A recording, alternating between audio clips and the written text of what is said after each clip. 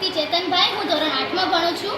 આજે અમારી શાળામાં ફૂડ ફેસ્ટિવલ છે, જેમાં અમે અમારી બધી બહેનપણીઓએ ભેગા કરીને થોડા પૈસા કરીને રોકાણ મેળવ્યું અને વસ્તુ કેમ વેચાય, તેનો નફો કેવી રીતના થાય એ બધું શીખ્યું।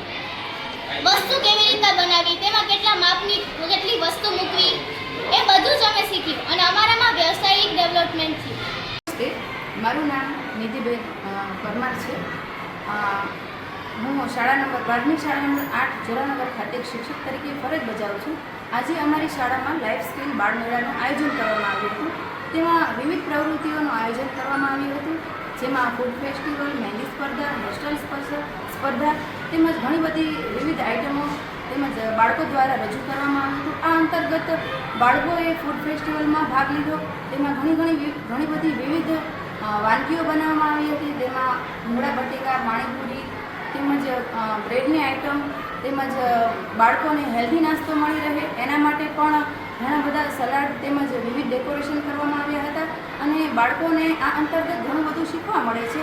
બાળકો પોતે કેવી રીતે શેરિંગ કરી શકે, પોતે એકઠા થઈને એકતાની ભાવના કેળવે તેમજ તેઓ એકબીજા સાથે શેરિંગ કરશે અને એકબીજા પૈસા ઉઘરાવશે તેમજ પૈસાનું કેવી રીતે એ લોકો મેનેજમેન્ટ કરશે।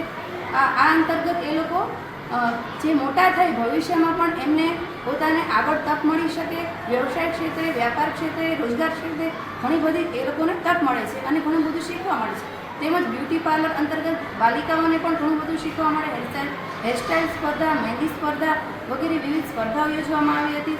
તેમજ વેસ્ટમાંથી બેસ્ટ એમાં પણ જ્વેલરી ડેકોરેશન, ત્યારબાદ મહેંદી સ્પર્ધામાં પણ બાળકોએ સરસ વિવિધ મહેંદીઓ રજૂ કરી હતી તેમજ ઘણી બધી સ્પર્ધાઓ યોજવામાં આવી।